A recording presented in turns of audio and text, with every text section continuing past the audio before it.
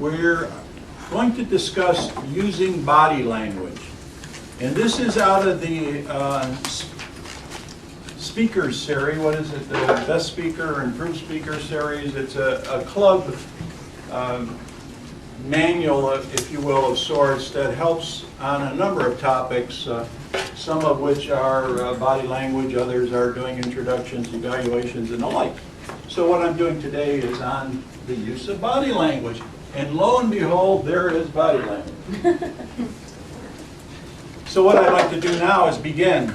And what they do is they provide you with a handy-dandy script, everything you wanted to know about body language. And I'm supposed to sit here and read it to you. But we know at Toastmasters, we don't do that. So I just made a few notes, and I'll paraphrase what they've said to you today.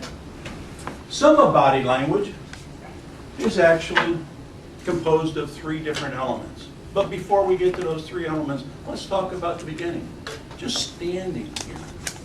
When you're a newbie, if you will, and you're not comfortable in your first Toastmaster presentation, some of us may be very rigid and stand erect.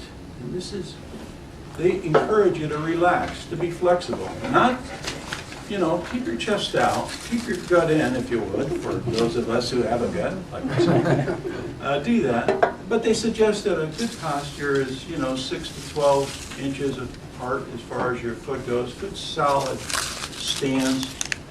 Slightly forward on one or the other foot so that you look comfortable up here. You're not just up here, again, very nervous and rigid. The other thing that body language does for you is it actually relieves some of that nervousness that's built up. And so you have a way to release some of that high, intense energy. So what we're going to talk about today is those three elements of body language. The facial, the hand gestures, and of course the overall body movement. To begin with the facial. It seems pretty straightforward, but there are things. First of all, let me just say to you, I would make sure that I'm talking about something that I believe in. Talking about something you don't believe in, believe it or not, shows the majority of the time. 60% of communication is nonverbal. And people do, in fact, appreciate when there's sincerity. And some of the steps that I'll encourage you to demonstrate when we're talking about sincerity is that facial expression. Don't talk about a tragedy with a smile on your face. Seems pretty obvious. Or don't talk about something funny, but be in a mood and a disposition that you had a bad day and you come here and you frown. You're conveying mixed signals. We don't want to do that. So overall, make sure that you're talking with a smile on your face and a sunny disposition when you've got that kind of a message, and a very serious look when you've got that kind of message. Just be consistent is what we're looking for there. Eye contact.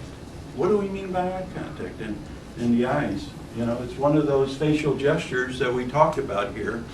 And one of the things that we do, again, in sincerity, is when Elizabeth and I are talking here, it looks like we're having a personal conversation because I'm making eye contact with her. And I encourage you to do that. Those people, you ever go to a party and someone comes up to you and they start talking to you, but they're looking kind of the other way as they're talking to you, scoping it out? Now, what do you feel in that kind of a situation? Same situation that you would have if you were delivering a speech. Make that contact with Elizabeth to make one point, to Aaron to make another point, Moyada to make a third point, and you work the room completely with each and every individual there. Very powerful. People know that when I'm talking to Fred, that I'm sincere in the message that I'm delivering to Fred. They grab that. They understand it. Eye contact. Extremely important. What else have we talked about? The hand gestures. And I think we could probably do that. And with hand gestures, we have, I've basically covered all that, so let me just, excuse me, I'm sorry. Eye contact we've talked about as well. I'm not going to use those slides because it does not follow my message. But basically, with regard to eye contact, look away. We've discussed how it conveys the wrong message. Good eye contact, we've discussed how that conveys honesty, sincerity, confidence. Look to establish a personal conversation. And now, key gestures. What do we mean by key gestures? Those conventional symbols for words. I grew up in an Italian-American family. In fact, my parents came from Italy, so I can tell you that we learned gestures from day one. My mother would do that, and I knew exactly that I had done something wrong. Or she did this, that told me that I was due for it again. So gestures are something to convey. In this culture, we learn to use gestures, again, descriptive in nature, when we're talking about the length of a device or the width of a device, the height of a device, the number 2 in our message. Those are all powerful gestures. The other thing that we also learn is in body language.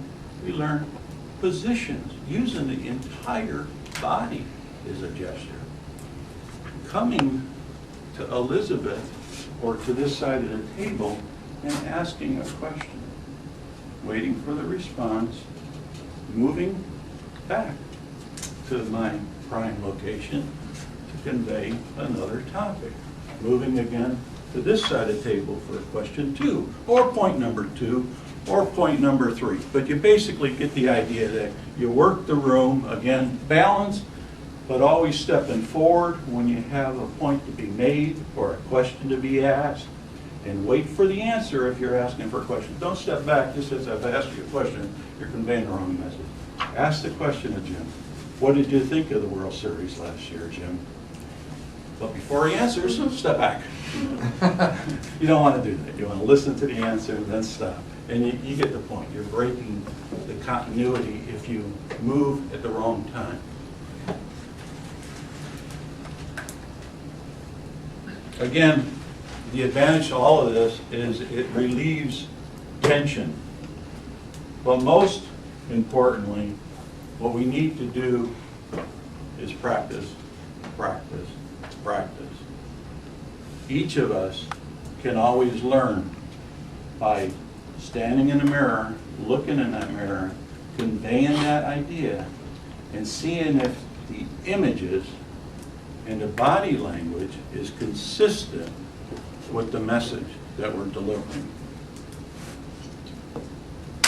In summary, body language has the 3 major points to it. We've talked about the facial language and how making sure that we have that. We've talked about the actual gestures, a form of body language, and we talked about the full body movement.